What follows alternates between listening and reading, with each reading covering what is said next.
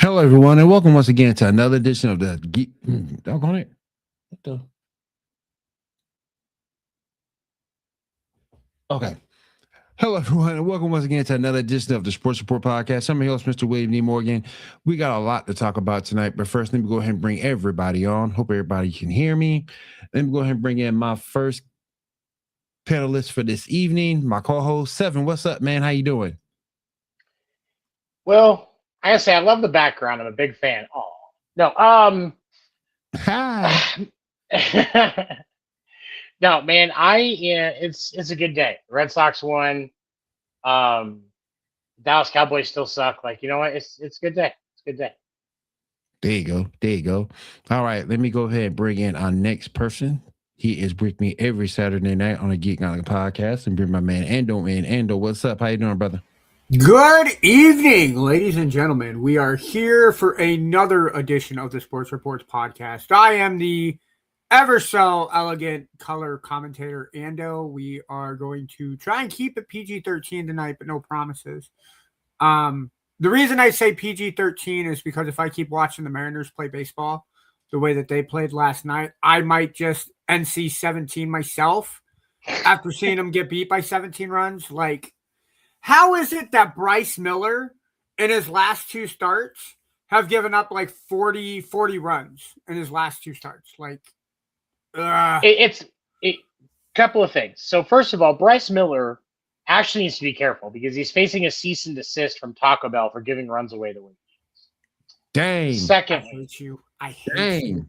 I hate look, that you. I'm sorry. That joke was just bubbling right there at the top.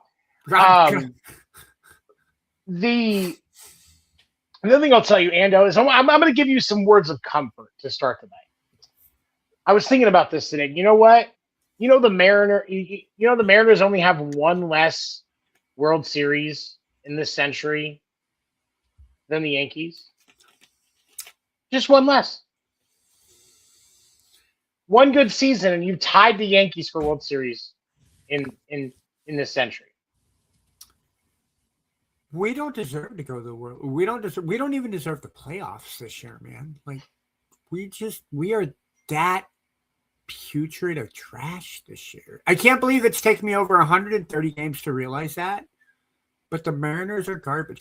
I might, believe it or not, I might just buy a Boston Red Sox hat so that I can wear a letter I'm proud of. Because if I keep wearing that letter S on my head, people are going to think I like shit. And I cannot do that. The thing of it is, you have to remember, you're going to be a bandwagon fan. Red Sox, we accept all. We don't judge. However, there's a couple of things to remember. Bandwagon fans have to sit at the back of the bus, and that's where most of the fights are. So make sure you have health insurance. That's all I got to say. All right. Fair enough. Will knows all about that, don't you, Braves fan? Oh, yeah, we know. Bulls fan too. All right, let me go ahead and bring in our next person. He is making his triumphant return to the Sports Report podcast. My man, Daniel Richard. Hey guys, look at the porn stash. I got the bottom half of the goatee. I like that you got the mustache, Dan. Oh yeah, it's real, everybody. It's real. Yeah. The porn stash. It's real. Yep. Yeah. Oh my gosh. He just wants to be like Wade Boggs. And Wade Boggs in the 80s and 90s had that epic Dennis Eckersley style mustache. So have you seen Wade Boggs recently when he's fishing? He's at full beard now, isn't it? Dude, but like he's ripped too. He's like he is. And he's like, dude, he's jacked. It's awesome. Yeah. I haven't seen him recently. Yeah, I just saw he actually looks really good. Yeah, it's pretty cool. He quit drinking, and apparently, that did a lot for his health. Especially his weight. Imagine that. Give me 1 second, guys. I got a phone call coming. This is my daughter. Give me 1 second. Seven, take over for a moment. Yeah. All right. You know what? Let's dive into the first topic. Ando, what's the name of the prospect from the Browns that's going back to college? Daquan Wright. Plans Daquan Wright return. Going back and using another year of eligibility after getting cut. Ando, what do you think, man? I got mixed feelings about it, man. First things first, I don't know much about Mr. Wright. Did he get officially drafted out of college, or was he a person who went into the draft, didn't get drafted, and was picked up? That would be my first question. Because I think if you get drafted, you lose eligibility. Yeah, I would say, yeah, you should be allowed to continue to go to college if you're working on your degree or looking to graduate or whatnot. I think that absolutely should. But I think any plans of college athletics should be absolutely off the table. You're going to college again. It is student athlete is how it is processed, right? Student comes first. One of the things that I took away from, I think, Samuel L. Jackson's 5th best movie, Coach Carter, is student athlete is important by the standards of student coming first. So if you're going to college to be a student, that's great. You had your time as an athlete. No one will ever take away the fact that you should go back to college and stop learning. Like, people will tell you never stop learning. But I think there should be a point where it's like, hey, let the kids play, right? You had your time. The Browns gave you an opportunity. And if you can't make it on the Browns, maybe the Jets, maybe the Giants give you an opportunity. One of those two teams. New York has a lot of bad apple teams. You have an opportunity there. There are lower football leagues for you to play in. The XFL, the UFL, whatever they're calling it nowadays. One of those two leagues should give you an opportunity. I don't like it so much from the athlete's standpoint. If he's going back to get his degree, hats to you, man. Way to have a plan after college. But if you're going back because, hey, I'm not that good. I tried it on the professional level. I got cut. Now I'm going to go back and keep playing where I'm good. No. I don't like it from that aspect. As far as I know, he was undrafted, and that to me, I think that to me is the difference. And Dan, I want to get your thoughts on this too, just because like you spend a lot more time watching college sports than I do. I'll admit that. For me though, like I agree though, if he was drafted, I'm sorry, bro, but that's it. But if he wasn't, honestly, I don't hate him going back to college because, in my opinion, I think he's going to get better development playing college this year than he will saving it and going to the UFL, like, or even like arena football. I'm a big fan of arena football, but no, he's going to get better development playing college football. And if the school will take him, and he can go and build his case to be drafted, I don't have a problem with it. I don't want this to be a doorway to where we've got guys coming out after freshman year and trying to get drafted and going and spending their time in NFL training camps and then going back to school. But if you declare your junior year, you test free agency, you don't make the team. Go knock out your senior year, get closer to your degree, and develop a bit before you come back and try again. I don't hate that. Dan, what do you think, man? Well, just to be clear, I think that we're all talking about the same thing. Athletically, they're not going to be allowed to come back if they've declared in any way professionally. So, no, there was a court ruling. He is allowed to go back and play. He's eligible.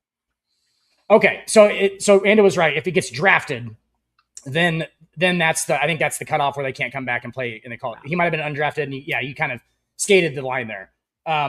It obviously, and we're only talking about the 1% here, guys, that make it to the NFL from college anyway, too. You know what I'm saying? Like, so there's right. Most of these guys are going to just get their degrees and then not move on professionally, and then they'll use their degree obviously professionally in life without the football thing going on, right? So I think he should go back. I mean, if he's already had his junior year though, like he has a pretty good chance at making it in the NFL, obviously, right? You know, if he's just a little bit, so maybe come out next year, you'll be fine.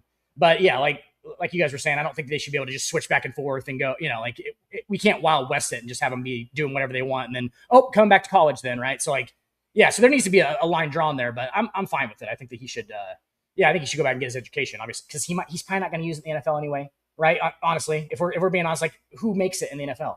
There's only, what's he play? He plays corner, right? Tight Yeah, end. he was corner. Yeah. He was some in the secondary. I think he was corner. No, okay. So according to this, it says he's tight end. According to the article that was posted. I stand corrected.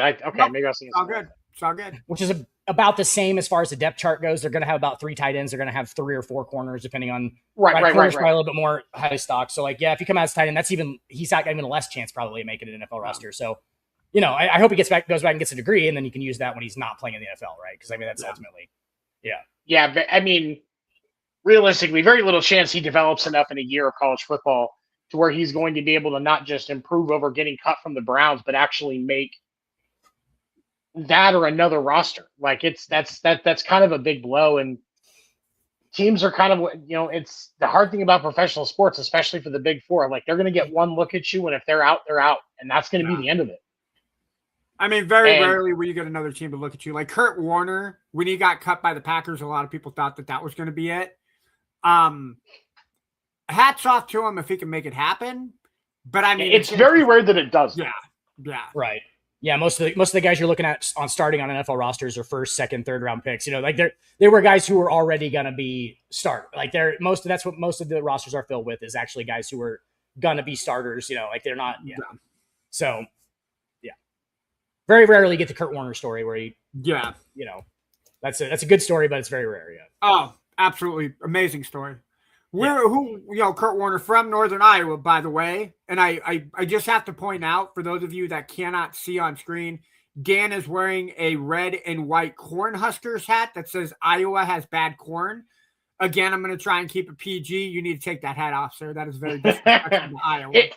But that's the thing. I think that's one of the things I work for you, Ando. Kurt Warner's story so unique. Right. As long as I'm aware.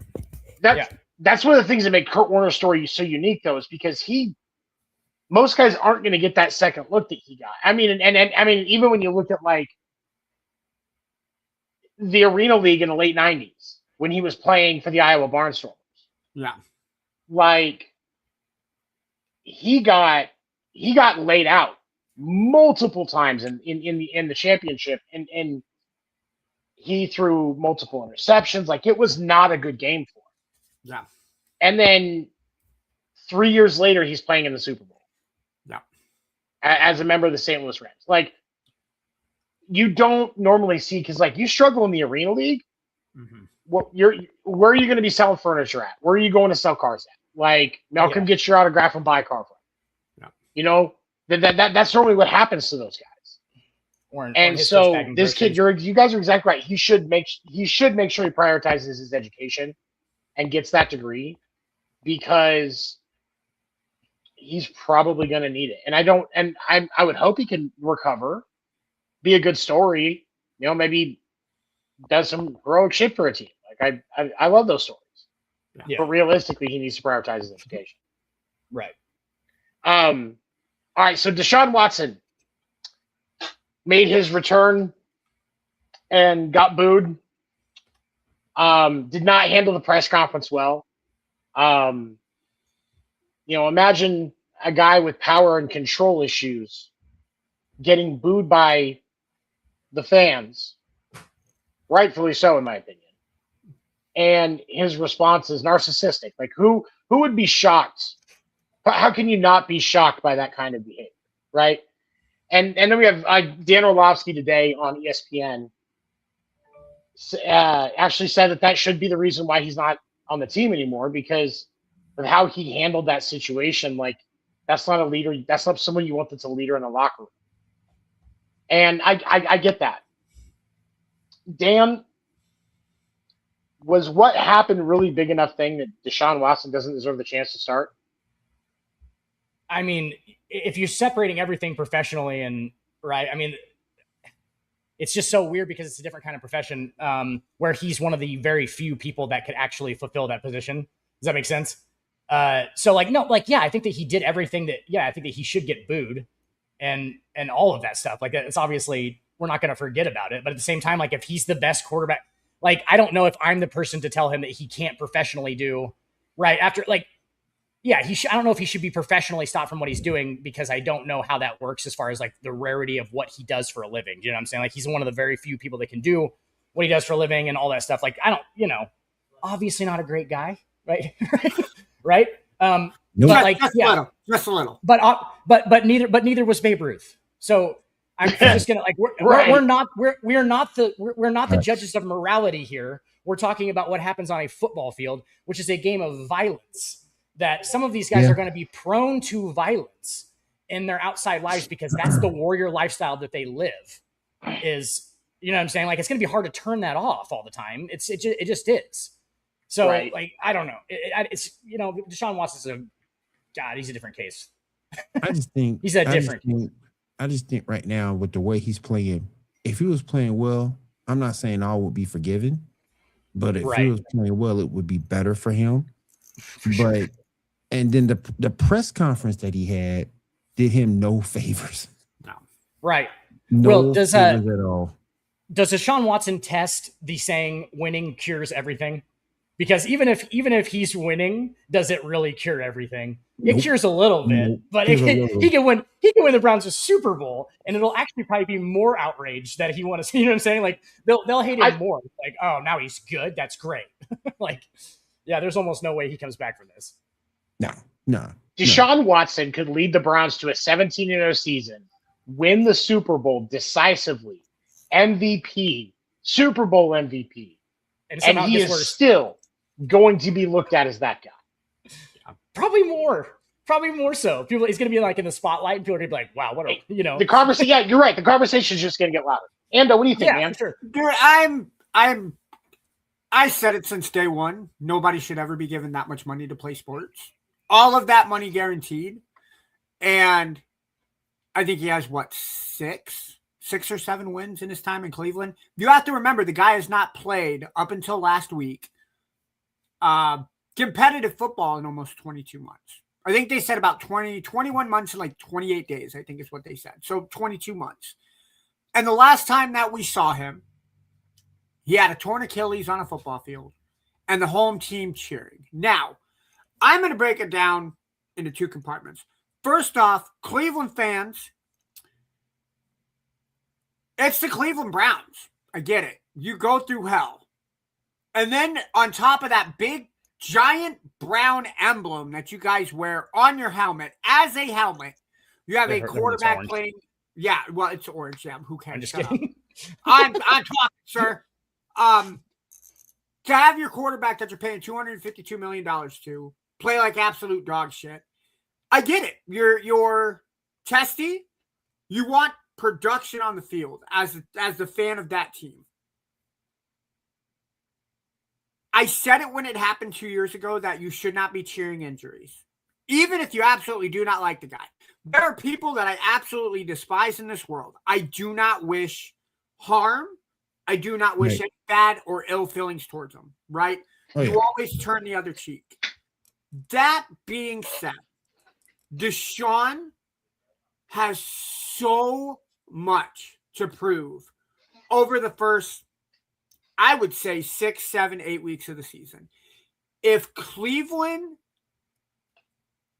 even if Cleveland doesn't play well, if his numbers show the completion percentage is up, the turnovers are down, he doesn't take sacks, I think the fan base in Cleveland will take a step back. I think even if they go 6-2, 6-3, if the turnovers are there, if he's making really dumb decisions, right? Let's just say hypothetically the defense pulls them into games that they should lose offensively, but the defense keeps them in it. Not that I think that that's going to happen because their defensive anchor, Myles Garrett, is gone. But even if Cleveland looks good this year, the worse that Deshaun Watson plays, the more that fan base is going to get away from him. He has to prove that he is a Cleveland person, start doing charity events, be the focal point of everything good that team has to offer. And I think Seven's right. Even with all of that, I think the fan base turns on him despite it. I think we are looking at the final opportunity that this man has to play football. I don't think there is a roster that will, even at a league minimum, would take a chance on him just because of the baggage that he has between Houston and Cleveland. I kind of have like a serious question about Deshaun Watson for you guys. Do you think that he's just playing for the money at this point? Like, because if the money wasn't there and like the responsibility of being the Browns quarterback, he's that's what I'm saying. But he also has obligations to fulfill. That's what I'm saying. Like, do you think that he's only playing because they gave him all that guaranteed money and he feels like he owes them something for the money? Or because if the money wasn't there and he didn't feel like he owed him anything, he'd probably just be gone, right? I mean, because everybody hates him. You know, like, why would he want to just be out getting booed? I think the team would have cut him by now. I think this is more of Cleveland being like, hey, we owe you this money, so you are going to earn it. Regardless, like, unless you get hurt again, your ass will be on that field. Like, at this point right now, this is like a disgraced dad looking at his kid who wrecked his car and being like, you are going to pay me back this money. So you're going to go out and mow everybody's front lawn for the $5 that it takes, no matter what, no matter how long it takes for you to do it. Like a slave gladiator, kind of. Either he fights or he dies. First off, I hate that you said slave with Will on the show, man. Disrespectful. Disrespect. Good God. Disrespect. Look at the face of that man, sir. That connection was not even made until Ando said it. Will was thinking it. He wasn't. It's all good. But no, I mean, I think it's very nuanced that you said it like that, Dan, that Cleveland is going to get the money that they paid for out of Deshaun Watson one way or another. I don't think at this point he said this is actually a really good opportunity for Shedeur. So now he can learn the playbook more. I think he was kind of I think we all agree he was thrown in prematurely last year. This is the perfect situation for Shedeur. When he takes over, this is his time to shine. It's like, I don't know what's going on with my camera, but it's like, you don't want to say rock in a hard place per se, but why not?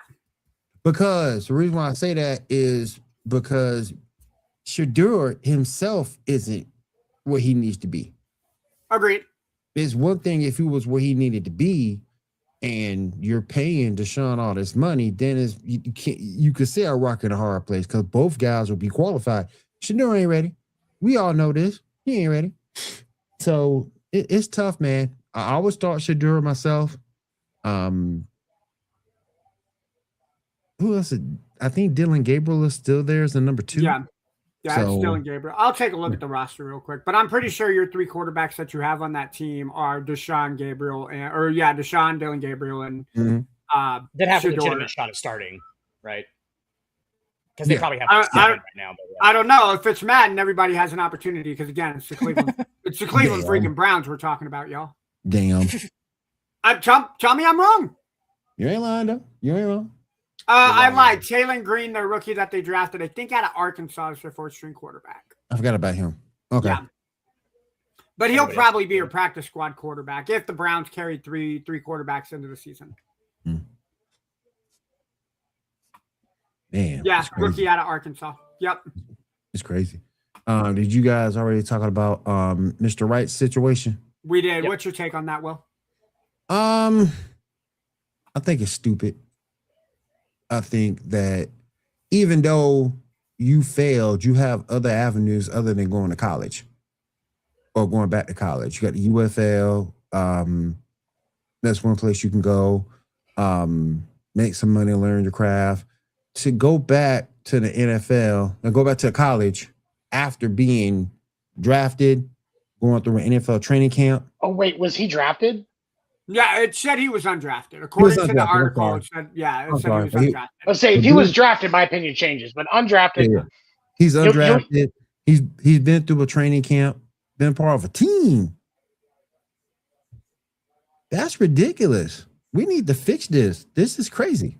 You guys do realize that LSU and Daquan Wright is not the only player who signed a big league or that went to the big leagues and then came back. No. An article came out on ESPN today where RJ Luis Jr., who is a 2025 Big East Player of the Year, was granted an injunction to play for the LSU Tigers in basketball despite signing multiple NBA contracts. So he signed a two-way contract with the Jazz, and then had an Exhibit 10 contract to play with the Celtics G League, but was waived from both. So he is headed back to NCAA for the 2025-2026 season. Sorry, 2026-2027 season. Oh my goodness. For undrafted athletes. Yes. Undrafted athletes. Yeah. I don't hate going back to college because the competition is better, especially like the kid for basketball. If he can't even stay on a G League team, where else does he have to go? Yeah. Is he supposed to go to Big Three? Europe. I wouldn't put him on the Big Three team. You look at Europe, but like if he wants to stay in the States, if it's better that he has a chance to work on the education, then if it were for education purposes, like I said, I'm all for it. But because you failed, you think you can go back and get another shot? I'm not okay with that. Playing against kids, bro. Maybe he'll shut up, Brandon. Playing against kids, bro.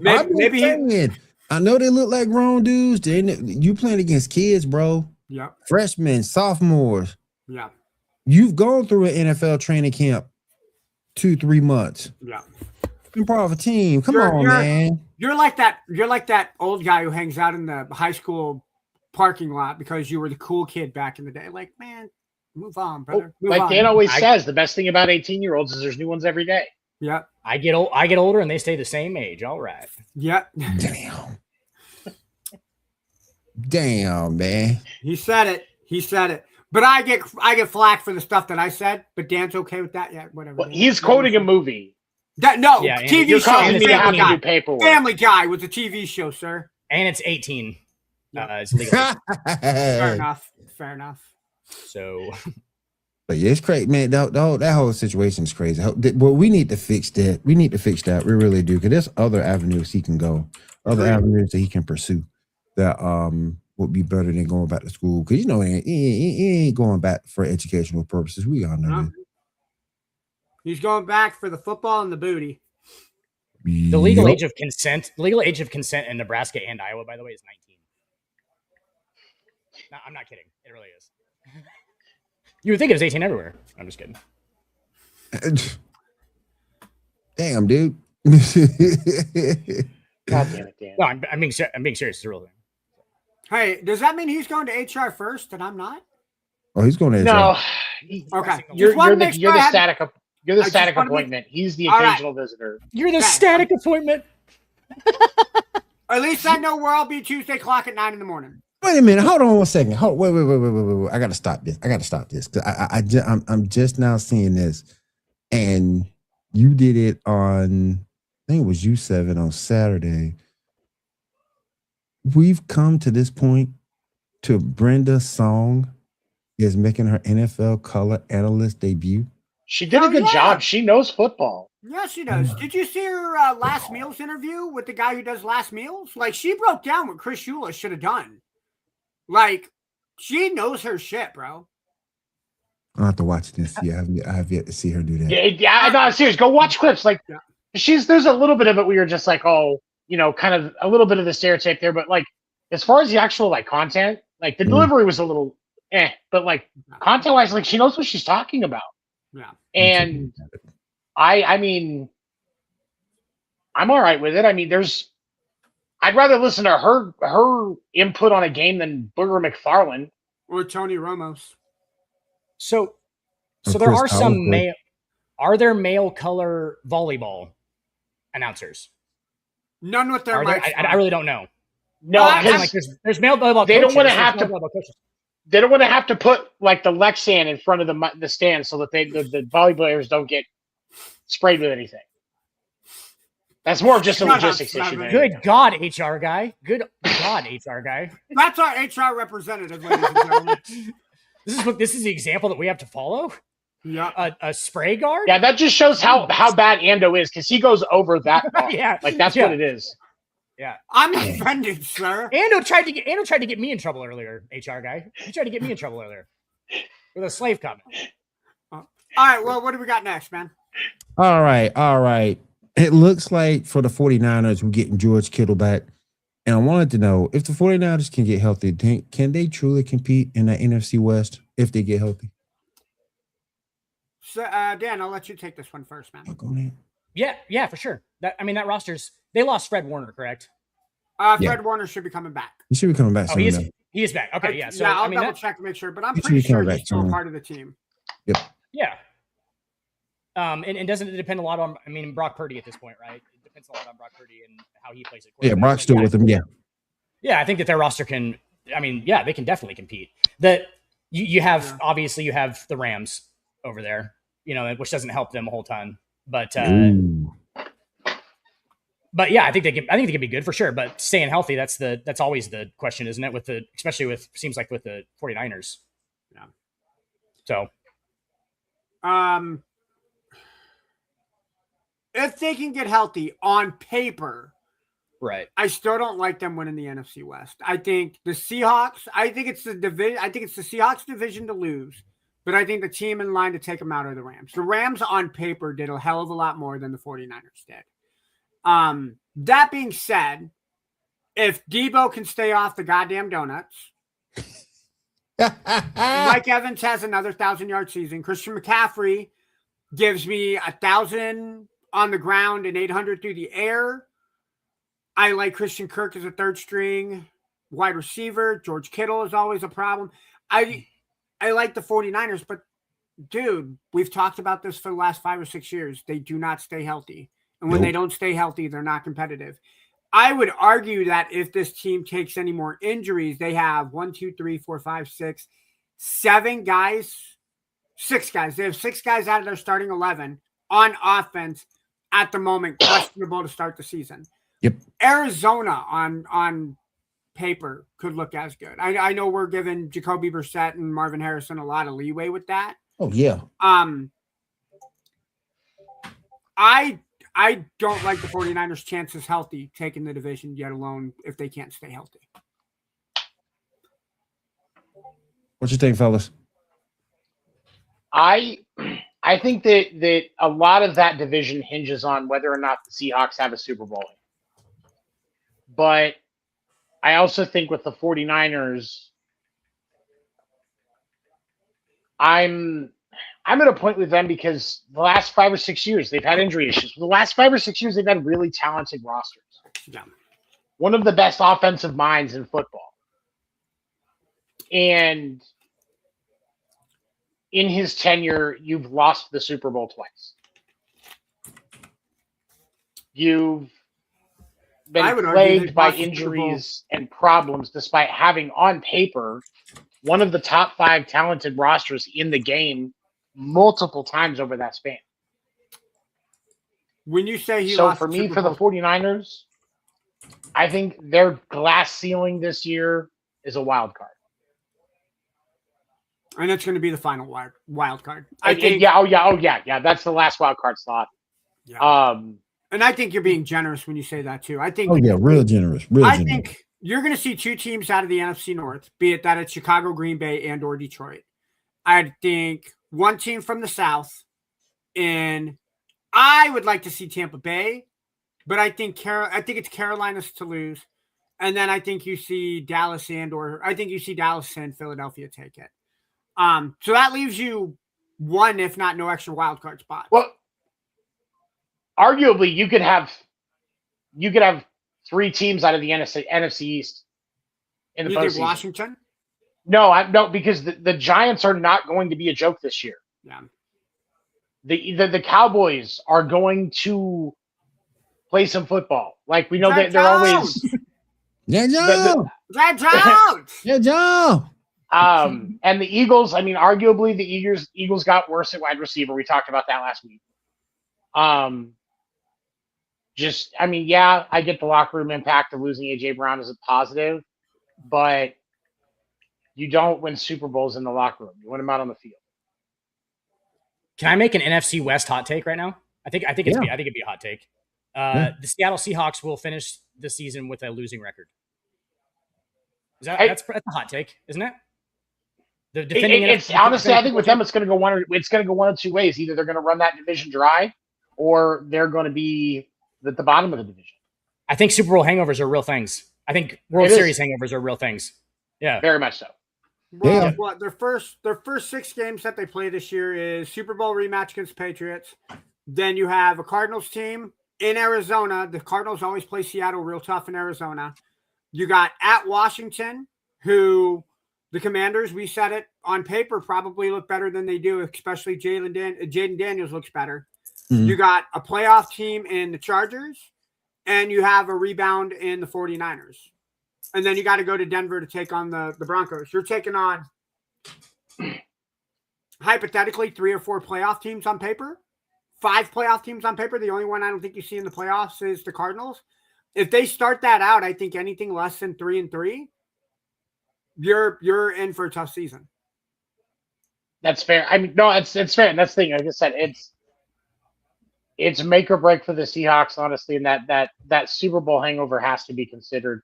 But it's until it's proven, it's their division to lose. I stand by that. They're the Super Bowl champions for a reason. Mm-hmm. There's a lot of talent on that team, but it's very possible that we see that struggle. And it's kind of sad to say, but it's like, if anybody's going to have a Super Bowl hangover, Sam Darnold just seems like a guy to have a Super Bowl hangover, doesn't he? Yeah. You're It not seems wrong. like You're his not picture wrong on might that. be in Super Bowl hangover. Like, yeah, it just might be there. Yeah. He's done what he You're not needs to wrong do on for that. his whole career now. Like, his whole career is, you know what I'm saying? Like, so, but Before Seahawks are Before we bounce away from the NFL, I do want to say that there was a trade announced earlier today between the Patriots and the Texans. That Keontae Booty got traded from the Patriots to the Texans earlier today. That's one more time that Mike Vrabel was looking for a booty call, y'all. Bam! Dropped it right there. Dropped it. Let's go. he had AI write that joke for him. No, He I did. actually was. I'm kidding. I'm kidding. I will stand on principle. I heard Annie Agar say that joke earlier today, and I could Oh, not so beat you that. just stole it. So you didn't even have AI Well, do it. I got first you. off, it's Annie Agar. Has anybody not seen Annie Agar? She might be the most prettiest Packer fan there is out there, and that's Really? saying something because there's like 9 Packer fans out there. So I mean, hold on though, because like the attractiveness level of Packer fans, like it kind of just depends on when you're drunk. Because like a girl can go from looking at Roseanne Arnold to looking like Annie Agar if you get enough whiskey deep. this is true. So This is true. there's a spectrum there. I do got to say this, though. If Annie Agar ever watches this show, I love the content she does with her brother. Her brother, I think, suffers. He suffers from something, and I don't want to say it on camera. It could be Cerebral wrong. palsy. I think so. I think that's where I was going with it. But he rips her ass whenever the Lions beat the Packers. I absolutely love that. Like it is the funniest stuff to see her just kind of hang her head and her brother just sitting there and shit talking her. Like I love that. I love when siblings post stuff like that online. I absolutely love it. So did Will. All right. I think 7. You should take it over. What's next? I'm thinking so. Okay, so next, Chiefs O line has not looked the best in preseason. Ando, you can go ahead and take this first. Is the Chiefs O line going to be an issue on their path to try and get back to the Super Bowl? It's going to be one of the problems that they have. I think offensively, something is not clicking offensively. I think a lot of it will kind of iron itself out when Patrick Mahomes comes back. I am not happy with the way Justin Fields is playing. I actually would argue that for the final preseason game, we have Garrett Nussmeier start and see how he plays with the first and second team. I really like how he's thrown the ball in the preseason. But I would argue to say the offensive line is, I think, one of 3 problems that we have. We still don't have a running game, even with Kenneth Walker. Nope. And the receivers, just for whatever reason, are not making catches the way that they need to. I think the offensive line will be the biggest concern because I think everything else will iron itself out. Yeah, for us Chiefs fans who watched the 3 Super Bowl wins in the 8 years of dominance, we could be looking at another rebuilding year this year, guys. So just kind of be ready for that. I don't know that it's a rebuild year, but I think that there's concerns that need to be addressed, and with the fact, I think a lot of the rhythm issues, because a lot of Kansas City's issues right now are just rhythm. Yeah. And I think that when you deal with a lot of staffing changes, the will he won't he for Kelsey, and now you're looking at the fact that you've got Eric the Enemy back, who's one of the biggest hard asses in football, and I mean that respectfully. Like I love him as a Oh, coach. absolutely. Way better than Matt Nagy. Way better. But at the same time,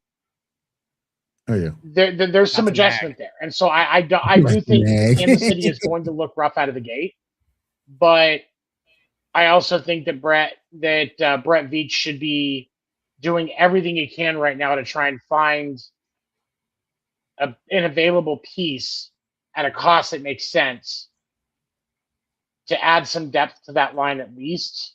Maybe find somebody that you can plug into your weakest spot. Yeah. Mm. And I will say this: Creed Humphrey is a good guy and a natural leader. I think he's got to do some more to get these guys into a tighter act, especially for that line. He's the leader there. He needs to do a little bit more. And I can't do everything if he's making sure they know their assignments and they're still messing up what they're supposed to do. Like that's not his fault. But I do think we need to see some of Creed's leadership in that O-line room, especially when it comes to looking at film and breaking down and how they need to be doing things. Because I think out of everybody on that line, he knows the offense the best. I think out of everybody in the offensive room, he probably knows the offense in the top 5. Between him and Trey Smith, and when they get Trey Smith back, I think that will be a major plus that they got. I will say I'll agree with that. Yeah, I will say this though: the bright spot for the Chiefs offense in their first 2 preseason games, and I know I said the Chiefs haven't been running the ball well as a team, but I got to give a shout out to Dan Emmett Johnson from Nebraska. If DeMarcado has any issues in the first couple of weeks, Johnson's going to take that second string running back behind Kenneth Walker. That kid's a beast. He reminds me of Pacheco when he's running downhill. Not afraid to take a fucking hit. Like he's something. He's probably one of the toughest. I've been watching Nebraska football for a long time, and they've had a lot of tough running backs, like a lot. And he's up there on my list of toughest guys. Like, dude, he's not a very big dude, but he will run with anybody, bud. He doesn't care. Do you know who he reminds me of when he runs the football between the tackles? Amon Green is who he reminds me of. Yeah, that's not a bad call. Not bad at all, dude. And he's a lot quicker than Amon Green was. He's a lot quicker. He's smaller, but he's like a lot quicker. But on the Chiefs, like really quickly, I just wanted to analytically, the biggest 2 problems for them obviously are the offensive line, and then the biggest one is obviously the fact they're not going to have Patrick Mahomes for the first third of the year. Right? I think that's just on paper if we're looking at it. I mean, he's coming back. He's cleared. He is cleared to play week 1. He's coming week back. 1. Yeah. Okay. He's going to be back week 1. He's not out. Okay. Okay, never mind. I thought he was missing a couple with the sorry. He was dressed for the last game. He was in pads, I thought. Okay. So he's gonna go week 1. Yep. So that's I think that's obviously the biggest news for you. Like, so the offensive line is definitely the biggest problem. For sure. This and I hope that Patrick Mahomes hasn't changed his play now to the crappy offensive line. You know what I'm saying? Like, I hope that he hasn't like started to do the hero stuff like he was doing in the Super Bowl and all that stuff. Like, I hope he hasn't started to do that. Just because he thinks he's going to have no time, right? Like, I hope that they try and set it up so he assumes he's going to have time and stuff. So, but yeah, that's all I was going to say about the Chiefs. I like the Chiefs. Obviously, I like Mahomes. I think Mahomes is the GOAT, but we'll have that conversation for a different show. I think it's too early to call him the GOAT. Yeah, no, I think obviously compliments wise, Brady's probably clearly, but I think Mahomes might be at the end, I guess. But it's possible. Oh yeah. We'll see. We'll definitely see at the end of the day. I think he's headed that way. I just don't think he's there yet. Right, and will he be as driven as Brady to play that long either? Do you know what I'm saying? Like, it's his career path was so much different than Brady's. You know what I'm saying? Like, Brady had something to prove the whole time, whereas Mahomes kind of came out and just proved it immediately. You know, so like, I wonder if his career will go the different way and downhill towards the end. But All right, guys. Sticking in the NFL. As I'm trying to write you guys a message. Sticking with the NFL real quick. I'm gonna skip around a little bit. Trevor Lawrence versus Justin Herbert. Who y'all got and why?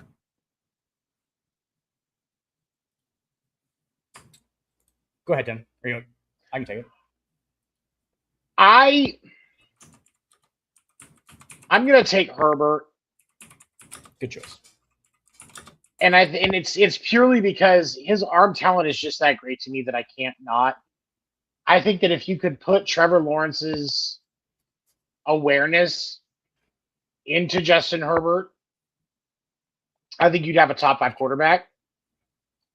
I think that there are a lot of benefits to Sunshine and what he brings to the table. He's gotten the Jags into the playoffs, despite them being in a very difficult road to be able to do so. And I respect that. But when I look at talent, I would take Herbert. I would take Herbert all day simply because there are passes that Justin Herbert completes that Trevor Lawrence could never. But I haven't really seen enough out of Trevor Lawrence to say any plays that he does that Justin Herbert couldn't. So that's right. I respect Sunshine, but I gotta go to Herbert. Yeah, Tony, you kind of hit on what I was going to say there at the end. Like, they're almost the same guy. You know what I'm saying? Like, they're almost like, if you look at the tail of the tape and everything, they kind of are built the same. Like, they're both 6'6", about 220. Like, they're kind of like, but I think that you're right about Herbert. Just who behind door number 3? What's up? I don't get it. What's up, man? My camera keeps messing with me tonight. Doggone it. I must have missed that one.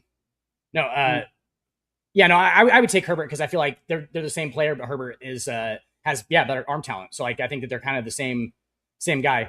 And I do need your guys' answer real quick on a fantasy football question. 1-word answer. I am a keeper league and I have a tough decision to make. I'm going to keep a quarterback because we play 2 quarterbacks. Okay, so I have Josh Allen and Justin Herbert from last year. Who do I keep out of those 2 quarterbacks? Josh Allen. Josh Allen. Okay. I was leaning towards Herbert, and I thought it was a bad decision.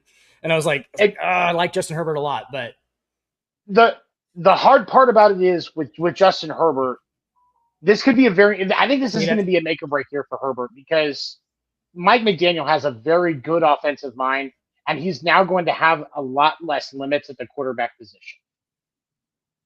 For sure. And again, Herbert can throw passes that other quarterbacks can't because of his arm talent. Yes. And so you've got that. Now on the other side, the Bills have made a lot of changes in the offseason, and we really can't. We can speculate, but we really don't know what we're going to get out of Allen this year either. So right. It's so hard because they both run too a little bit. You know what I'm saying? Like, but Allen runs more consistently for touchdowns, while Herbert usually has a little bit more yardage. It seems like. So like they're so close, and I think they got so. I looked at the last year comparisons on the fantasy points, and they were real close. They were like 2-3 or 1-2, I think. So like it was kind of a tough decision, and I don't know if with Mike McDaniel if Herbert's just going to be going nuts every week, like having 415 yards and 5 touchdowns because they just going to throw the ball over the place. So like I was thinking maybe Herbert just for situation wise, and Josh Allen's been getting the shit beat out of him for how many years now? So like they don't want to run him forever, right? They can't just run Josh Allen forever. I know, but he also has that aspect of it where he's such a hoss, dude. Like he doesn't get hurt. So I don't know. And that's the thing with Justin Herbert. The injury risk is that's another risk that you take with Justin Herbert. He's not Tua, but he has injury issues. Right. Oh yeah. Whereas I'm probably gonna. Allen is. I think for me, the consistency is part of it with Josh Allen. Like that he's going to. That he's going to throw for probably 3,500 yards at least. Probably 17 plus touchdowns. I mean, probably over 20. Realistically, he's throwing for over 20 touchdowns, running for 2 or 3 at a minimum. Whereas with Herbert, you're going to have a lot of up and down. You're going to have a 400-yard game, and then you're going to have a 200-yard game where he throws 2 picks because the line's not gelling or he's seeing ghosts. Receivers aren't running their routes the way that they're supposed to. Like there always seems to be something that pops up with the Chargers. With the Bills, well, again, they're going through some changes here. You know more of what you're going to get from the Bills than you do from the Chargers at this point. I think that's where it comes back to consistency for me, because there's a lot of potential with Justin Herbert, but there's always a lot of potential with Justin Herbert. Right. And he doesn't have 5 playoff wins in his career. Yeah, so you guys see my conundrum kind of like, it's like I have consistency on one side where I know that I'm going to get this out of Josh Allen, right? And then I have the other side where it's just this upside and I don't know what I'm going to get out of it. So it's a gamble if I take Herbert. So Herbert is the gamble, but you're right though. Herbert actually has the higher ceiling, I think. Right.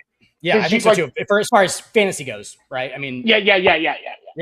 For fantasy, like Herbert has the higher ceiling, but you know what you're going to get out of Josh Allen. And if you guys are wondering why, you have a pretty good idea of what you're going to get out of Josh Allen. If you're wondering why I have Justin Herbert and Josh Allen, I'm pretty sure most of the guys in my league didn't see that we start 2 quarterbacks. So I got to go through the draft knowing that we start 2 quarterbacks, and they just thought we had one. So I was like, why is Justin Herbert still there in the 9th round? I was like, I'll go ahead and grab that if I get a second quarterback.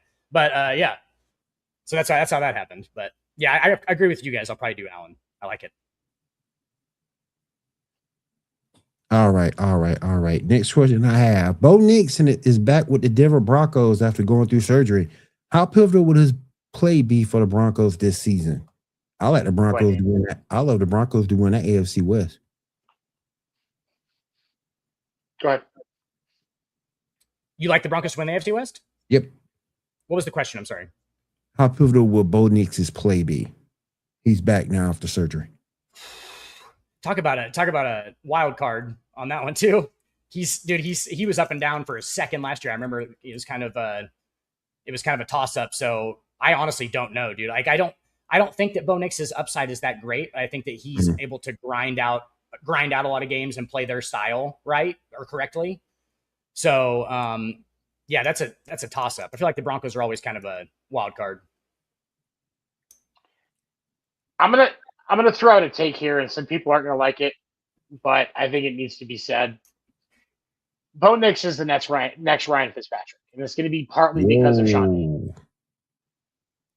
Wow. Because there's around a lot, like he's going to move around a lot. Like it's going to happen. Okay. There is a lot of game knowledge there. I think even for a young quarterback, he knows the game well, and he does have the talent in the right situations to absolutely explode. But he's also in a difficult situation where it is going to be extremely difficult to find success in the division that he's stuck in. Because even if the Chiefs are struggling, which again, this could be a rebuilding year for them. It's kind of a lot of question marks for the Chiefs right now. We're also looking at the Chargers have a lot of question marks. The Broncos, the only team that you really understand probably is going to be a 7-10 team if they're lucky is the Raiders. The Raiders. And so Lambeau Field. You're going to have to fight for that spot. And I think the AFC as a whole is going to be a battle this year. I think there's a lot of teams that are going to rebound and show their face that are going to make the wild card competitions and the divisional competitions that much tougher. So if you're an AFC West team, you can't count on 2 playoff spots going to your division. And so, we look at Sean Payton, not a bad coach, but he's won 1 Super Bowl. And it was in a season where he was also giving players bonuses for injuring other teams' players. Oh, don't do him like that. I'm not wrong, though. You're not. Yeah, and that's the thing. A little extra motivation. Sean Payton knows the game. Again, another just an individual with a tremendous game knowledge, and I think it's one of the reasons why the success that Bo Nix has found, I think, is in part because of Sean Payton. But at the same time, I also think that Sean Payton loses his ability to make the best decision at times. He's either deciding angry or He's getting cocky, and mistakes happen. That's the legacy of Sean Payton. So there is a whole lot of question marks around what's going to happen with that. And I think enough of that is going to put things in a position where the Broncos decide to just move clean off of both of them. And then unless Bo Nix goes to another situation where it's a bet, like let's say he ends up in Minnesota with Kevin O'Connell or wherever Kevin O'Connell is at that point, then I think we see a lot more out of him. But then does he get traded again? Does he get let go after a year, from a free agent deal? And he's looking for another situation. Like, I just think he's going to be the next journeyman because there's going to be a lot of talent there. But kind of like with Ryan Fitzpatrick, I don't think you're ever going to find the true right coaching situation. That's what I was going to say. Do you guys feel like Peyton and Bo Nix are kind of a weird marriage because Bo Nix almost seems like he would be like the grinded out, run the ball a lot, game management type of quarterback, right? And then you have Sean Payton, who's more of an X's and O's, sling it, it's almost like they have a weird relationship as a quarterback coach, just with their styles, it seems like. Hey, so they might not be. What's up, Joe? Joe Schlepp. No. What's up? From my understanding, Peyton is turning over play calling duties this year to one of his coordinators. So that's going to be something kind of new to see. I still like him because that defense is going to be hellacious again this year. Yeah. You got Waddle, another target, Jalen Waddle for Knicks to get the ball to. I like him in that division. It might be a black and blue division, like you said earlier, Seven, kind of like the same division with Pittsburgh, Ravens, the Browns. Everybody just beats the shit out of each other. Beat the hell out of each other. Yeah. Yeah. 100%. And they all end up 8 and 9. 8-9. Yeah, all of them are like 9 and 8, 8 and 9. Yep.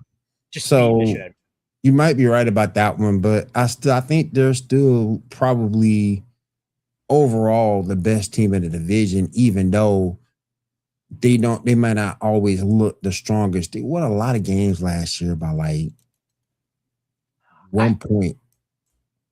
A lot of close games last year. That takes a little bit of luck, and I don't know if we can do that again this season.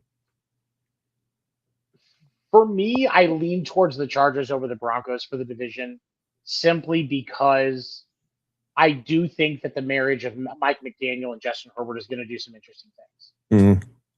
But the question of whether or not ultimately they can take the division is going to hinge on if the Chiefs actually gel and if Justin Herbert can stay healthy and Mike McDaniels can stay out of the weed pen aisle. You hear Fall Sports Lover, what's up, man? Chargers will go 7-10. I think the Raiders go 7-10, but I think the Chargers, 9-8,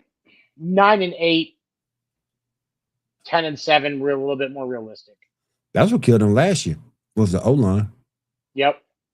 That's what killed them last year was the offensive line. So it's going to be interesting to see what they do.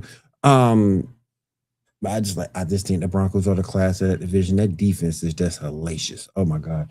The AFC West needs some tackles and some guards. Oh yeah. Oh yeah. What's team. Up, Prophet? What's up, man? What up, man? War Eagle. But yeah, it's gonna be interesting. Definitely going to be interesting. All right, we're gonna keep staying here on the NFL. We're gonna get to some basketball in a minute too. I got a couple of basketball things. Then we're gonna let Seven go ahead and go over the MLB. Dan, I'll come to you on this one. Are we undervaluing Jordan Love? Undervaluing? Mm-hmm. No, I think he gets valued right about where he should be get valued at. Like he's their future quarterback. They've given him the franchise. I think that he probably deserves it with obviously a very talented guy. The NFL is hard, man. Talent doesn't get you everywhere. We figured that out. So, are we undervaluing him? No, I don't think he gets. That's a good question, Will. Because now I'm thinking about it. I'm like, yeah, we might. But he's a good quarterback. I think he's definitely, obviously, can win a Super Bowl. I think he can. So I think that's all you're looking for, right? Are you looking for can we win the Super Bowl or can we not? And do it with a little bit of style, obviously, because nobody wants a boring Super Bowl champion. Oh yeah, fact. Nobody likes the Seahawks. Nobody likes the Seahawks as champions. They gained no new fans. I'm just kidding. No. I just think that I just think Green Bay has to have a lot to go right in order for them to be successful this season. You can say Detroit may take a step back, but I just think that with the Bears surging, I still think the Lions, Detroit will be there at the end of the day. It's going to be kind of tough. Minnesota, say what you will, but yeah, I think they'll contend. I don't think they'll win anything. They'll get to the playoffs and that's it, but I don't think they'll win anything per se. I just don't like the fact I don't like the receivers necessarily on that team. Running game should be good.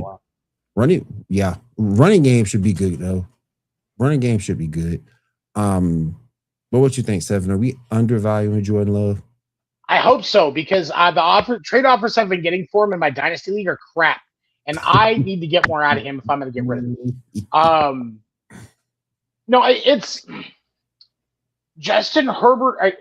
It's weird because like when I think of Jordan Love, I think of quarterbacks like Justin Herbert and Trevor Lawrence. I think Jordan Love just has better marketing. I think talent-wise, he's kind of in the same level with those other two. I think that he's just had Green Bay's marketing, and he had, a better string of luck. He had a decent receiver core there for a minute. They do need to work on that roster, and Green Bay mid. How he handles a down year like this, if he can still grind some wins out and be the reason that they're staying competitive in that division.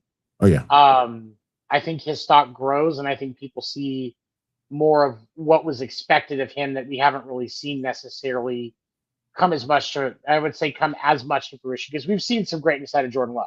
I have him. I picked him in my fantasy draft for my dynasty league for a reason, but at the same time, we haven't seen everything out of Jordan Love that I think that we can. And if we don't, it's reasonable for question marks to arrive. But he has earned more leeway than Herbert or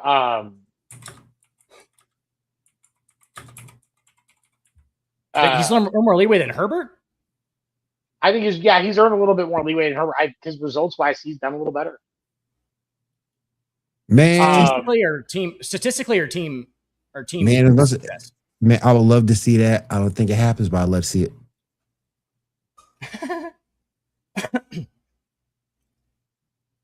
Saints ain't winning shit. I just think as far as, statistically, they're probably not too far off from each other. And like I said, talent-wise, they're on the same level. And like I said, I think that he has just had, I think one of the things that's in his favor, he has better marketing than Herbert. He has better marketing than Sunshine. And that's one of the things that's worked into his favor. But he's just, I think we've seen a little bit more success out of Green Bay than we've seen out of the Jags, or that we've seen out of the Chargers. And so I think that definitely helps. But they've got to fix that receiver situation, because you can't run 45 times a game in today's NFL. It's not going to work. No. And if you don't have at least some kind of a dominance in the passing attack, your running game will struggle. And so I think that's going to be, because a good quarterback can make a receiver look good. And if we see him do that this year, then that puts him ahead of Herbert and Trevor Lawrence. But right now, he's on that same level. He just has the best marketing of the three. Yeah, that Green Bay American Classic Football marketing is, yeah. Yep. All right. I'm gonna switch over a little bit here. I'm going to go to some NBA. Pumpkin pushers. Over the weekend, Klay Thompson signed with the Miami Heat. Does this move the needle for the Heat in that Eastern Conference? Who wants to take that one? I'll take it. Okay. No, Clay Thompson. Clay Thompson is not a player at the level to be able to change that much at this point. I don't think. I mean, he's a quality shooter. Obviously, he's a spot up shooter. Obviously, he used to be a very, very good defender. The older he gets, the more that declines. It's the fact that he was never a consistent 3-point shooter. He always had cold streaks that he would go into. Is not great when you get older. Obviously, you need him to just be a machine type shooter. Like, you can't have him be going through cold streaks that get longer and longer the older he gets. So, no, I think the Miami Heat, that doesn't do anything. They have a roster pretty well constructed for a spot up shooter, because they have guys like Giannis and stuff like that. Like, he needs to have the lane be clear, and he needs shooters that he can dish to. But Klay Thompson doesn't move the needle for me anymore. If this was 5 years ago, 6 years ago, he makes a bigger impact. But I think that he's on the backside of his career, and he's he'll go journeyman status now. He'll help. He doesn't hurt. Yeah. Right. Seven, what you thinking? No, I think Dan said it. Like, is he going to be useful on that team? Absolutely. Is he moving the needle on their chances at an Eastern Conference final? No. I 5 years ago, Clay, yeah, absolutely. And that's I think, honestly, that's the thing. This version of Clay, the Mavs didn't just let him go because they knew he wanted to go to Miami. The Mavs did not want him. Right. And I think that's very telling, because honestly, the Mavs still could use some help in a couple of different areas. And if Klay Thompson was still 5 years ago, the Mavs could use Klay Thompson, and they don't offer him a buyout. Right. The fact that he's on buyout is very telling to me. Yep. And now he's just going to be a bench guy who knows that he might try and catch another championship at the end of his career. I think that's what it is right now. I think that's why he doesn't really move the needle. So. Agreed. I think it helps because it gives them something they were lacking after the trade for Giannis, but they still got issues. Who gonna bring the ball up for them? Right. They don't have a point guard that can bring the ball up for them. That's the thing that kills me. They don't have. Yeah, it's like somebody's got to shoot the ball. I agree with you, Will. It's like somebody's got to shoot it so that these guys who rebound and, who offensive rebound and do all these things inside can do them inside. Like, there's got to be, somebody, bringing the ball up, which is crazy. Oh, yeah. But, yeah. Like, I'm looking at their guards, dude. They're gonna have to. It's Davion Mitchell. It is. I'm working on it as we speak, my friend. But yeah, Davion Mitchell will start at point guard. Yeah. Right. So that'll be. Yes, Giannis will probably bring the ball up. That's fine. Yeah. Actually, probably will. I mean, sometime obviously, but and he's kind of right about that. They don't do it as much as they used to do in like the 90s. The 90s was literally like pass the ball in, right, and they would take 5-6 seconds across half court and then set up an offense on that side of the court. It's so much fast break now that I don't think that it's as important to have somebody who's that floor general type point guard. But you do have to have somebody out there who can handle the ball and be relaxed with it. Because I feel like if you have two guys who are not really relaxed dribbling the ball, it is Bam Adebayo and Giannis. Like, not saying they're bad ball handlers, but they just get kind of sporadic sometimes as far as like they can't, you're not going to trap Giannis and expect him not to make a bad decision sometimes. Right. So I get what you're saying with that. I mean, you don't want them bringing up the ball anyway. Like, you want somebody who's going to be comfortable with that, and give Giannis, give Bam, give those guys, Clay, whoever else, give those guys the ability to get set. And then whether you're breaking a play or just trying to find a lane.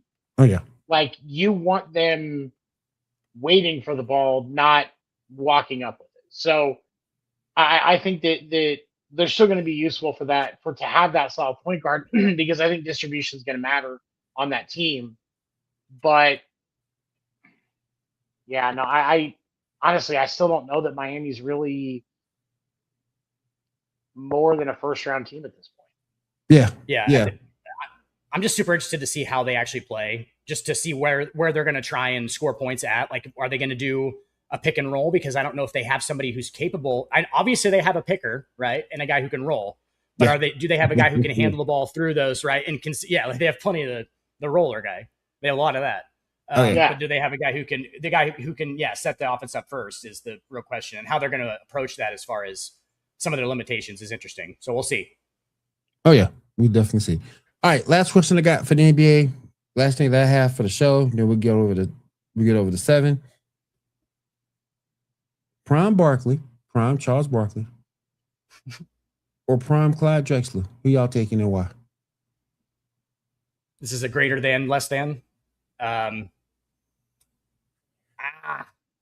It's they play a different position too, so it's weird.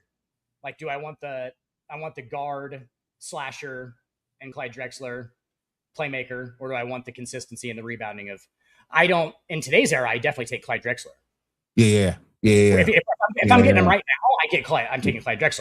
If it's in the 90s, I'll probably take Barkley. That's the thing. So like, I don't. It's with the rebounding and like, yeah, because I think Charles Barkley. Honestly, this might be a hot take. I don't know if Charles Barkley makes an NBA roster right now. In today's league? Yeah, I don't know if he does because of the position that he plays at 6'7" or whatever. Like, I don't know. You know what I'm saying? Like, I don't know if he makes it because like he ain't running on the wing with guys. So he better get taller or get faster, basically. But I think that some of these guys today, like the speed, just because of how much more speed is a component in today's game. It wasn't in the 90s. And so I think for Barkley was very intentional with how he developed and the skills that he focused on. So I think that if Barkley was coming up in today's game, like these kids are, I think that you see Barkley move a little bit more. But I also think you end up actually, because of his awareness, getting a little bit more out of his mid-range. That's interesting. And just to think if he would have grown up now, to see how he would have developed and then maybe not been the round mound, because like that was exactly. And so I think in today's game, obviously, I agree. Clyde Drexler is the obvious answer, but I also think that if Clyde comes up today, we're looking at the same player. But with Barkley, I think he comes up today. I think we're looking at a different player, and I still think he's got the elite rebounding ability, but I think that he plays the game differently. He moves quicker, and I think his shot selection is different.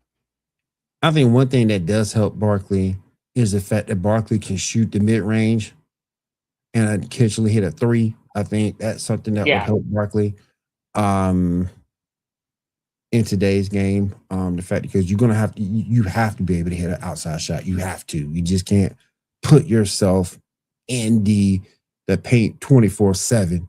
At 6'7", you can't do it. Right.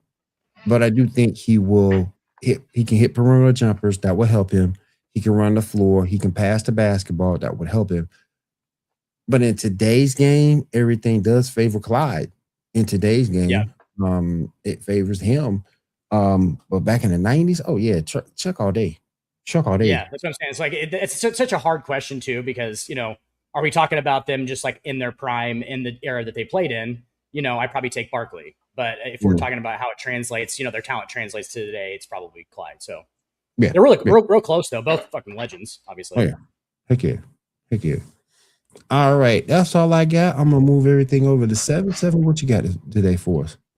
Well, it's perfect that Dan's here because this makes the topic easy. One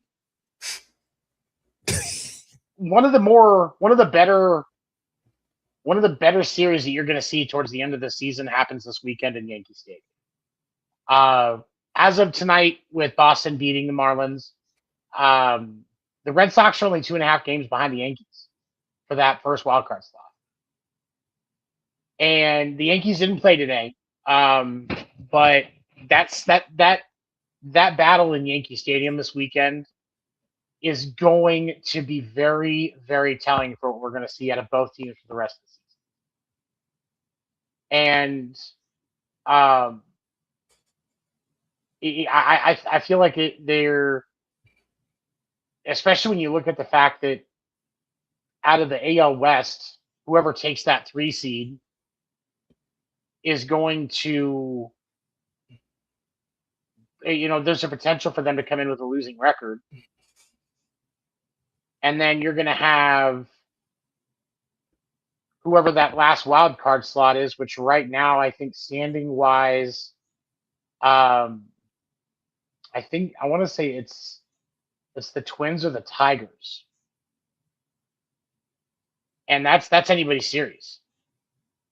Astros and Detroit. The Astros are a shell of themselves this year. They've done better since the All-Star break. And then you've got Boston and New York playing each other. Boston wants to have a home game because they're starting to get energy at Fenway that they haven't had because they started the season so terribly. Mm. New York wants it because, Yankee Stadium. That is a home field advantage in and of itself, and even I'll admit that as a Sox fan. Dan, as you look at this series and how the rest of the season is going to go, how much of an impact do you think this weekend has?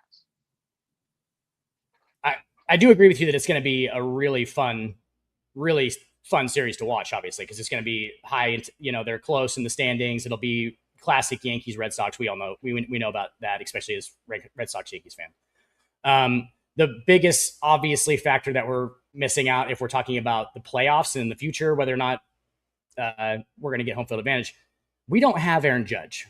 So Aaron Judge changes the way that our entire offense functions, and he's good defensively too. But obviously, our offense is the issue right now. Our pitching is fantastic, and that's carrying us along. We're winning a lot of 3-1, 2-0 games, which is weird as a Yankees fan. And our offense is kind of anemic. But Aaron Judge changes our entire offense and the complexity of the whole offense. So I think that that's such a huge factor. But this weekend, it's going to be a good one. It should be a good I think if we had Aaron Judge, I would feel much more comfortable about our matchup consistently against Boston. But obviously, we don't know exactly when Aaron Judge is going to return. So, this weekend will be fun, though. And I know Kyle, I saw your comment about it's the Astros and the Guardians are kind of looking at that, who you're looking at that last slot right now. But if the Astros win the West, that probably ends up putting the Guardians or the Tigers in that last slot or the Twins, because those three teams have been very up and down this year, and nobody expected the White Sox to do what they're doing. But right now, like, all of those teams are floundering. And so with the fact that whoever wins the AL West, there is no clear winner in that division right now. All three of those teams that are still in it are just not great. Like, there's no other way to put it. They are not great right just now. Just atrocious. And so you end up going into a situation where if you're New York or Boston, you really hope that whoever takes that 6th seed takes out the Astros in the first round and in the wild card. Yeah. And the reason behind that is if they don't, you're playing Tampa Bay. Yeah. If they do, you're playing probably Chicago. Because as of right now, that's the Central is Chicago's divisional round. And you would much rather have that divisional round be against Chicago than against Tampa Bay, because they're playing on a different stratosphere right now. See, isn't that creating problems with the playoff seeding, though, where we did the division winners get the higher seed? You know what I'm saying? Because then we're getting wild card winners that have better records than the division winners, but the division winners get it automatically. So then I feel like the seeding should be changed so that doesn't happen. Exactly what you're talking about. Where it should, yeah. and that's a completely different discussion. Like, if you win your division, you're guaranteed a playoff spot, but it's still reseeded based on records. Because honestly, right now, like, if you look at it, Boston is actually, like, when you look at the American League, a very telling team stat right now is Boston has been staying right around that second in run differential in the American League and like 3rd or 4th overall in the league. And so, like, as you look at how they're going to finish the season, like, realistically, it's entirely possible. Let's say Boston does well this weekend, finishes the season well, they get that first wild card slot. They're they're the second best team in the American League, but they're still a wild card team that has to fight through because Houston or Texas or Seattle was guaranteed the chance to host a playoff game despite having a losing record, which I don't think teams with a losing record should be allowed to be the higher seed. Yeah, and like just because you won the division, because then it creates matchups in the playoffs that we too early that we shouldn't be seeing. You know what I'm saying? Like we want it to set up so that the two best teams with the two best records would play in the ALCS or whatever, right? Like so instead of and we're getting weird matchups where a team that should be playing in the ALCS is losing before that because they had to play the team that wins the World Series. You know what I'm saying? So like it's just kind of a weird thing. And I know that's a whole hell of a conversation. You're right. It is a weird year in the AL. It is. Like Tony and we're used to it though, because like this is how it always is. It's just like I don't know. It's very down the middle. It's weird. But the AL is so top heavy because you've got like in the AL East. If you look at the AL East, you could have had the AL East take up all three wildcard slots this year if either Baltimore or Toronto had actually played to the potential that they had. Because Baltimore looked halfway decent going into the season. Toronto only got better on paper in the offseason, and they barely lost the World Series. Like, Toronto should be contending for the division, at least in thought. But, we talked about that World Series hangover is real. We're seeing that painfully clear this time. We're right now with Toronto. So Vlad Guerrero has a year-long hangover. Yeah, like Vlad Guerrero, what, like 5-7 home runs this year? Something like that? Did you know that he hasn't, listen to this, he hasn't homered in the Rogers Center at home in Toronto since the playoffs since the World Series Game 4 last year. Hasn't homered in his home stadium. Yeah, he's been playing the whole year. It's been over a year in a regular season game. It was like June of last year, I think, is what it was. Whew. Like, that's rough. That's how bad, and that's how bad things are in Toronto this year. But like, if Toronto plays up to their potential, you're looking at Tampa, Boston, New York, and Toronto all vying for that divisional spot, and then boom, whoever doesn't win the division, there's your 3 wildcard slots. And then you've got Chicago winning the Central, which nobody saw coming. No, nobody. Even people in the White Sox organization, like, wait. Don't say that you did. You did it. Even people in the White Sox organization, like, wait, you play baseball after the first week of October? Like, that's a thing? Yes.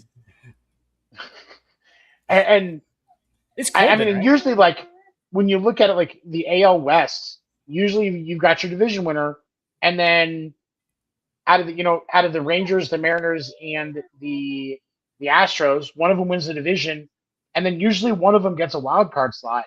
And right now, I mean,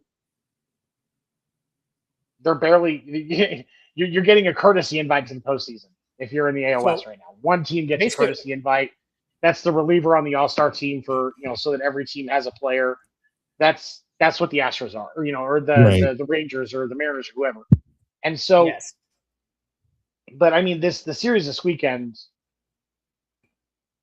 is going to be huge. I mean, Boston should have at least Trevor Story back by this weekend, if not also Roman Anthony.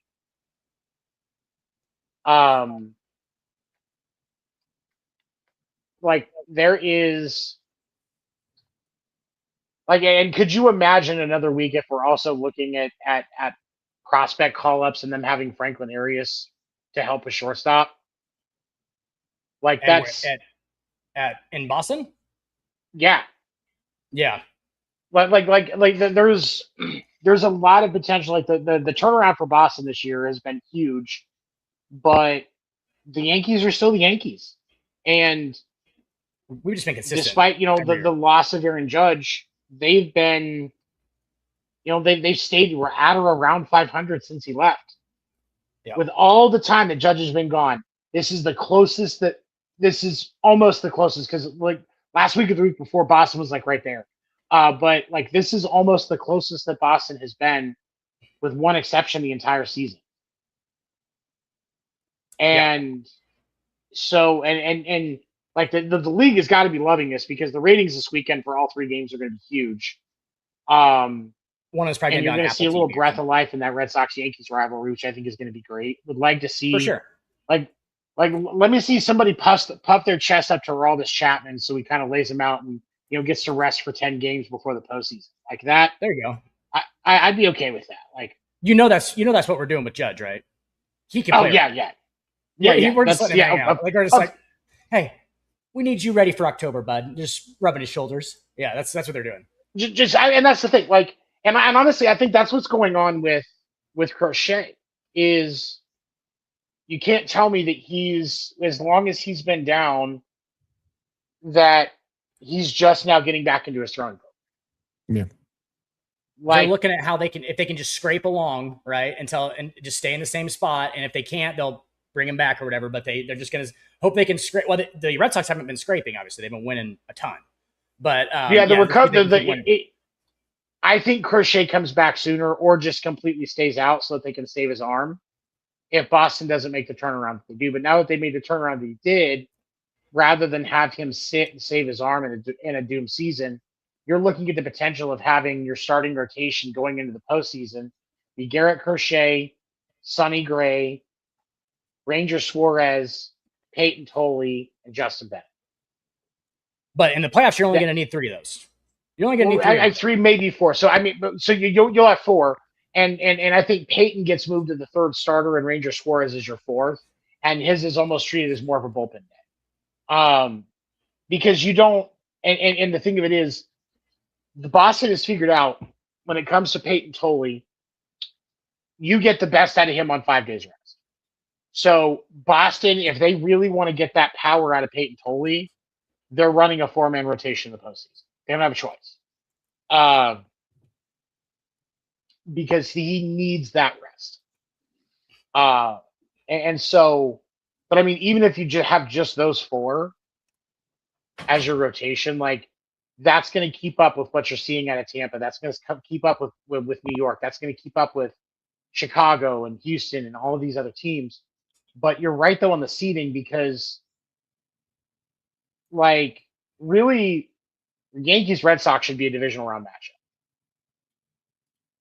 Yeah, it should be further along. Yeah, and bullpen Bayo, who that's a resurgence to his career as well. Him coming out of the bullpen because they can get 4 or 5 innings out of him if they need to. If Peyton's having a bad day, or Ranger still hasn't found it because he's been struggling since he came back from his injury, and so you get 2 or 3 out of Ranger, and then you have Bello come walk it down for 4 innings, and then you're ready to go set up your 7th inning reliever, your setup man, your closer. So there's a lot of potential out of that team. But now this weekend, I think, is going to be very telling because, and this is no disrespect to the Yankees, but without Aaron Judge there, the Red Sox should at least take 2 of 3. Yeah. Should. I mean, and if we're talking about the 3 and 4-man rotations too, the Yankees are going to go Max Schlittler, Garrett Cole, Max Fried, and have Ryan Weathers, Carlos Rodon, and Will Warren as a 4 or 5 option, which is ridiculous. Like that, the first 3 there. Oh yeah, it's stacked. Those are 3 aces. That's that's why I don't say that Boston has the best rotation going in the postseason, because I think that New York's is up there, and I think that Tampa's rotation does not get enough credit for what they've done this year. Dude, they're so consistent, and they're so consistent, and they know how to pitch. Obviously, the pitching coaches is great, and like they're just they're very professional as far as how they approach things, and you should never take them lightly. Really, the Rays organization does not get enough credit. That's one person who is undervalued. Is whoever's pulling the strings in Tampa needs to be paid more money. I don't care what they're doing because those guys are geniuses. They really are. Their roster building is second to none because they have a $110 million payroll and they have arguably one of the top 3 teams in baseball right now. It's nuts every year. And every year, like the season they had 107 wins, it was like $140 million payroll. And they don't beat themselves. That's actually a really good point. Yeah, Instead of no, and that's the thing is, like, they don't. they play a lot of error free. Like, you see the fundamentals. They're just taking what's in front of them. It's a lot of the way the Rays play baseball is what Boston started doing that kind of brought them out of the funk they were in. We Right. saw Boston. Boston had the most bunts in the league in July as a team. Oh no, you're right. Red Sox. The league would love Red Sox, Yankees in the ALCS. And will that ever happen because they're in the same division? Or it does, It's right? I happened mean, before. okay, I was gonna say it sets up like that, so it just has to set up like that, right? I mean, what it has to be is, I mean, realistically, you've got to have one of them win the division and one of them get that first wild card slot, and then you have to have the other two, like the 6, like the 5 and the 6, or the 4 and the 6 have to win their series and go into the division round, and then they have to win in the division round. And then you could see them. Like, it would have to set up very specifically for it to happen, but it is still possible to see the Red Sox and Yankees in the ALCS. It's just very rare.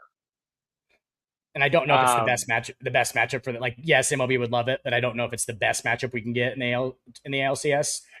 No, I think honestly, the league does not want Rays, White Sox in the ALCS. No. Yeah. The league does not want that. And so the hard part is for the league, like, you want the Yankees or the Red Sox in the ALCS if you're the league. So you want that wild card matchup between the two to be very, and then whoever that is, you're going to ride them in. And you honestly want to hope that one of them can move up and take the division, whether it's Tampa or New York, or whether it's Boston or New York. One of them moves up and takes the division from Tampa. Then you're putting off that Yankees-Red Sox matchup for at least another round. So where you can get 5 or 7 games out of it, potentially, and have it, give you a little bit better ratings deeper in the playoffs, and then get one of them. That way you have a better chance of getting one of them to the ALCS. Yeah, and the better it seems like the Yankees Red Sox play, the better the Rays just keep battening down the hatches and winning series. They just consistently do it, stay ahead of us. The Rays beat the Tigers today 4-1. Like, the Rays. The Rays could break. I mean, because they're after today, they're 78 and 53. 78 and 53 going into the last 30 to 32 games of the season. They're already, they could flirt with a 100-win season. Like, I think realistically it's like 97, 98. But they could go on a tear because the rest of their season is honestly kind of soft. I think there might be a couple of division series in there, but even Baltimore and Toronto are basically nothing now. I think you've already played the Red Sox the number of times they're going to. I don't think they have another series against the Sox. I think they might have one series against the Yankees. And that's really one of the bigger series that they've got in the entire rest of the year. So, and they've done all this without a legitimate superstar outside of Junior Caminero. And they've done starting pitching, speed, defense, and small ball. Yeah. Pretty much. Yep. And so, it's amazing. If you're the Yankees, the Red Sox, if you really want to try and go for that division, you got to stop losing. You've got to get your talent back, and you've got to push. And so Boston needs to get Chris Shea back and make sure he's 100%. Boston needs to figure out what they're going to do at shortstop for the postseason, because Trevor Story, if Trevor Story is going to come back and be Colorado Trevor Story, you're absolutely running with him for the postseason, both offensively and defensively. But if he's not, he's got the great defense, but he doesn't have the bat, then you have to start asking questions. Are you putting Roman Anthony over there? Because he's played a little short before. Are you giving IKF the shot? Because he's actually done kind of well in that role a couple of times with Boston this year. And he's getting ready to come back as well. Like, regardless, it's a problem kind of, though. You know what I'm saying? If you're right. It's a problem, and it is kind of a bad problem because it's a question mark. Like, you shouldn't have a question mark at one of the most important positions in your infield. Right. Your catcher No. and your shortstop, you should not have a question mark at all, ever. If you're a major league team. Right. Because you can take ground balls for a week and play second or third. You can stand You're still there kind of during drills at practice before a game and take enough throws from short and from third and from second Right. and play first. If But Raffy Devers you can know- play first, pretty much anybody can play first. But you're saying the only And- reason that Trevor Story isn't a liability defensively is if he's at second, correct? Yeah. I think he would be better off at second, but then are you moving Anthony Siegler over to short like that? Yeah, they don't even have in somebody itself, like to place it, yeah. moving him to second just really raises more questions than it answers. So you're like, Right. I've heard a perfect scenario. Trevor Story is ready to be the shortstop. He just plays when he better. comes back by the end of the week. Yeah. Yeah. But is that going to be what we're going to get? Like, and you have to kind of ask that question. Like, what are you going to get? Because in a perfect world, you're going to get exactly what you need out of Trevor Story. But he ain't ever going to be Colorado Trevor Story again. He's not. He's not. Yeah. And so what do you do? Right. Because you can't call. The hard thing is Boston can't call Franklin Arias up because he might be worse. You don't want him to spend so much time called up that he can't play minor league ball next year. Right. So he's not considered a rookie. You want him getting those reps. So you can't call him up now so that you can have a better shot at him being able to be on the playoff roster. You have to wait if you're Boston. So and we're also not assuming this guy's just going to save the whole thing either, right? He's pretty good. He's good, but it's just like with the prospects that they traded for Rutschman or even Christian Campbell. Like, you don't know until you know. Right. I'm kind of glad you brought that up. That's the hard part about baseball prospects is there have been some guys that didn't get drafted until the 12th or 15th round that are Hall of Famers, and there's some guys that are early first-round picks like Arias that didn't make a full season on the active roster before they were back in minor league ball and never seen from again. It's Roderick, right? Is his name? Franklin, he's a former Yankee prospect. Oh, Franklin. Okay, never mind. It's Franklin. I think it's Franklin Arias is his name, or Arias or Arias, something like that. Yeah, Kyle, and we put it in the chat. We just had kind of the same situation, Tony, in New York. We didn't have a shortstop basically, or a consistent one. And Lombard's actually done a very good job. Like, I feel like Lombard was a good. I had a feeling he would. Yeah, he's a pro. He looks like he's a good kid. He's done well since coming up. He seems like he's got a good head on his shoulders. He can handle the New York media better than some young guys can, and I think that's a positive thing for the Yankees for the future.